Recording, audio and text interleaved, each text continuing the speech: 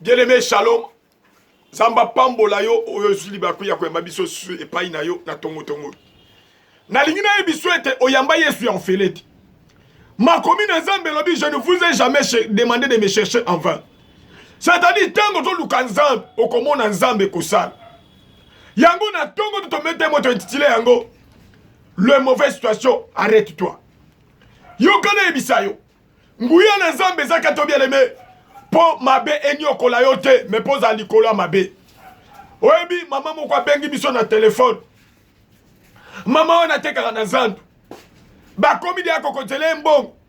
Po na nini? Po bakunda ye. Mama wana zale ko tambola kaka na bakisi ya makila. Azo tambola aza pal. Batu bakote mbongo po na kokunda ye. Tangu mama bengi. To bondeli po na ye. To arrêter loko wana. Et ça fait des jours passés, maman doit te mal bien tes papa. Nzambazana bon. Ce matin, je voulais dire à quelqu'un. Makambo est tellement qu'il a vu les oignons collés s'arrêter na combo na Yesu. Nazo sakola yo trouble côté qui na foyer na yo. Mon pepo est s'arrêter na combo na Yesu. Nazo peso verset biblique. Nazo peso verset biblique à Liboso. Na mukana na Jean. Jean chapitre 1. Jean 1 verset 11 à 12. Nous lisons au nom de Jésus. Elle est venue chez les siens et les siens ne l'ont point reçu. Mais à tous ceux qui l'ont reçu, à ceux qui croient en son nom, elle a donné le pouvoir de devenir enfants de Dieu, lesquels ne sont nés non du sang, ni de la volonté de la chair, ni de la volonté de l'homme, mais de Dieu. Yo yambi yesu lokola nkolo pe mobikisa yo. Sachez bien que ozana bokonzi ya kobenga mwana na Nzambe. C'est-à-dire, ndenge ba respecter Nzambe yo va respecter. Il faut exercer le pouvoir de Dieu qui est en toi. Obi yesu azolo balobi ete, j'ordonne que tu sois puissant. Alobi pas que tu sois faible. Apesi mitindo pointe eloko nyonso. Ekotelemela yo. Ho arrêter yango na kombo na Yesu. Obi bien aimé, milima be ebanga bano côté, ebanga batata mwasi te. Mais milima be ebanga Yesu. Yango zomona mukolo wana bana ba prophète bato sala délivrance ya mutaliboma zolo bana bango biete. Je connais qui est Paul, je connais qui est Jésus. Et bino boza banani. Parce que en eux il y avait le pouvoir. Na tongo to ke bongo songe pa na moke. Ataka tino ba capacité ya koyeba na ko arrêter au nyos et so dégager vie na yo. O yamba Yesu ya ofelete. O bi bien aimé soko ke na Marc chapitre 5. Marc chapitre 5, na verset 25 à 30, tozomona mwana mwasi moko. Marc chapitre 5, verset 25 à 30, nous lisons au nom de Jésus. Or, il y avait une femme atteinte d'une perte de sang depuis 12 ans. Elle avait beaucoup souffert entre les mains de plusieurs médecins. Elle avait dépensé tout ce qu'elle possédait et elle n'avait éprouvé aucun soulagement. Mais était allée plutôt en empirant. Ayant entendu parler de Jésus, elle vint dans la foule par derrière et toucha son vêtement. Car elle disait, si je puis seulement toucher son vêtement, je serai guéri. Au même instant, la perte de sang s'arrêta et elle sentit dans son corps qu'elle était guérie de son mal. Amen. Moi, je suis à Nyokwami na maboka baninganga. Peut-être yo poso la nanga bien aimé. Otamboli bopito. Otamboli bopito maladie so monanaki. Otamboli epai na ebite ya banani maladie monaniti. Mais poussana epai na Nzambe. Balobi mwana mwasi ya Nyokwami. Atamboli tamboli epai na minganga solution za yoka na ebisa yo. Solution za na famille note mais solution za pa na Yesu. O bisoko tali ana.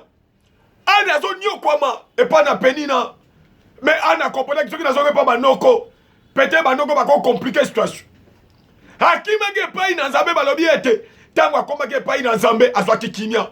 Ce matin, bien aimé, et le quoi ezali kotungisa bomo inayo. Nazo pesa yango mitindo s'arrêter na kombo na Yesu. Et le quoi trouble foyer na otang moulai et s'arrêter. Yo gane ebisa yo. Milima famille ko telema epa na yo metele ba epa na Nzambe. Ye oyo asebisa Yesu kata ba kufa za na bomo. Obi bien aimé, nkolo apanza matanga Lazare. Batu baye na Jean 11. Ba epa bomo na ne matanga ko panza. Mais tant que a changé ma cam, n'a pas tongo makambe changé na vie na yo. Balobi ete mwana mwasi alobi ete soki na simbi kaka elamba de ntango ayoki Yesu. Ce matin ndenge ozoyokanga bien-aimé soko ndimi makambo eza kosarete na vie na yo. Oleli ntango molai yoka na biso esili te. Peut-être depuis le 1er janvier kino lelo makambo ezosimba te. Mais nazo biso na ntango bien-aimé makambo fe simba na kombo na Yesu. Oleli ntango molai Yesu ayepolela te. Ondimela Yesu pamba te. Ondimela Yesu po aza bikamu. Yango na tongo ndenge ozoyokanga koloba. Soko ndimeza lelo komo esama na vie na yo. Ayant entendu parler de Jésus, elle vint dans la foule par derrière et toucha son. Ayoki. Yo pendengo zo yokanga. Hello komoke bonge s'arrêter na vie na yo. Hello komoke bonge s'arrêter na famille na yo. Et s'arrêter na foyer na yo. Tout le bazo tinde la bino. Nazo pesa mitine. Et s'arrêter na kombo na Yesu. Balobi au même instant qu'elle avait touché le vêtement du Seigneur, elle était guérie. Nazo bona tongo. Kaka ndengo zo yokanga. Makabe changer na vie na yo. Makambo ezalaki compliqué. Échanger na kombo na Yesu. S'arrêter parce que le puissant de Jacob est vivant. La Bible dit, il est venu libérer les captifs. Nazo peso verset mususu. Nazo peso verset biblique mususu.